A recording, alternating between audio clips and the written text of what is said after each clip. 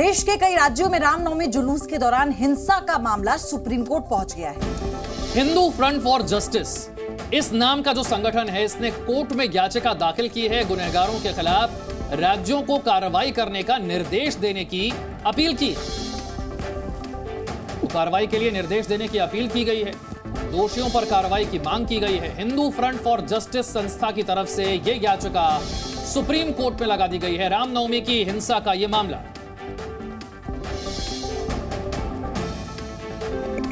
रामनवमी के दिन देश के अलग अलग राज्यों में हुई हिंसा का मुद्दा देश की सर्वोच्च अदालत में पहुंच गया है।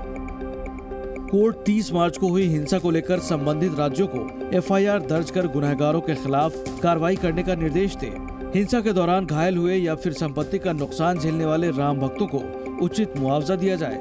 मुआवजे की रकम दंगाइयों से वसूली जाए। सिर्फ इस आधार पर कोई इलाका मुस्लिम बाहुल्य है, वहाँ हिंदू श्रद्धालुओं को शोभा यात्रा की अनुमति देने से इनकार न किया जाए। भविष्य में इस तरह के हालात न बने, इसके लिए शोभा यात्राओं के दौरान श्रद्धालुओं की सुरक्षा सुनिश्चित की जाए। इस बीच समाजवादी पार्टी के नेता एसटी हसन ने बीजेपी पर हिंसा का आरोप लगाते हुए कहा कि ये माहौल बनाने, वोट बनाने की बात है।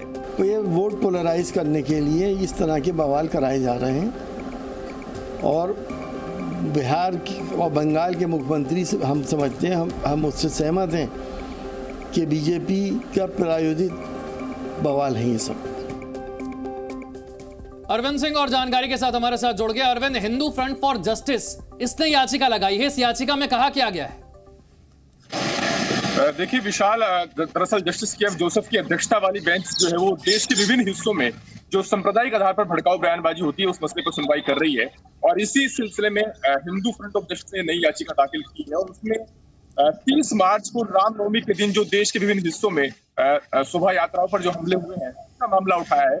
याचिका में पश्चिम बंगाल, बिहार, झारखंड, महाराष्ट्र, कर्नाटक और तेलंगाना जैसे राज्यों में जो हिंसा हुई है उसका हवाला दिया गया है और सीधे तौर पर ये मांग की गई है कि कोर्ट राज्य सरकारों को निर्देश दे कि वो एफआईआर दर्ज करे और इस मामले में जो गुनहगार हैं उनके खिलाफ उचित कार्रवाई करे।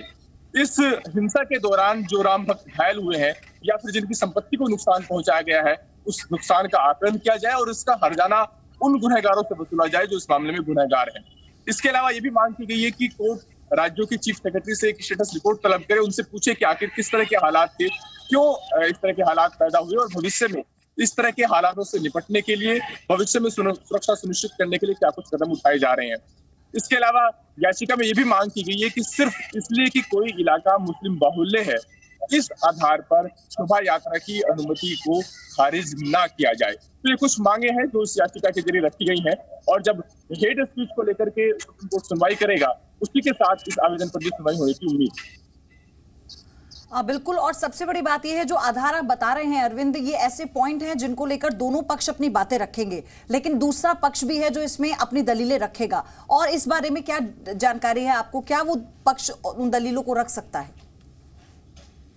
देखिए अभी तक जो सुप्रीम कोर्ट में मसला चल रहा है उसमें देश के विभिन्न हिस्सों में जो अल्पसंख्यक समुदाय को लेकर के जो भड़काऊ बयानबाजी हुई है उसका मसला उठाया गया है। हालांकि पिछली बार जब सुनवाई हुई थी तो सॉलिसिटर जनरल तुषार मेहता ने ये कहा था कि हमें इस मामले में सिलेक्टिव अप्रोच नहीं अपनाई जानी चाहिए।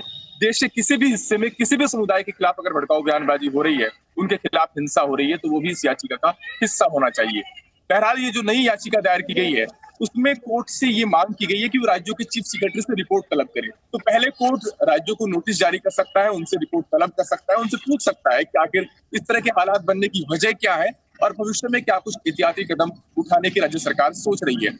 उसके बाद राज्य सरकारों का जो जवाब आ जाएगा उसके बाद कोर्ट तय करेगा कि आखिर इस मामले में अपने स्तर पर बिल्कुल अपने आज उत्तर प्रदेश की बात करें, मध्य प्रदेश की बात करें, पश्चिम बंगाल की बात करें, राज्यों ने अपने अपने स्तर पर मौके की नजाकत को समझते हुए फैसला लिया है। तो इस पर जवाब आने के बाद जो दोनों पक्ष की दलीलें होंगी वो भी सुनने लायक होंगी। धन्यवाद आपका अरविंद हमारे साथ जुड़ने के लिए।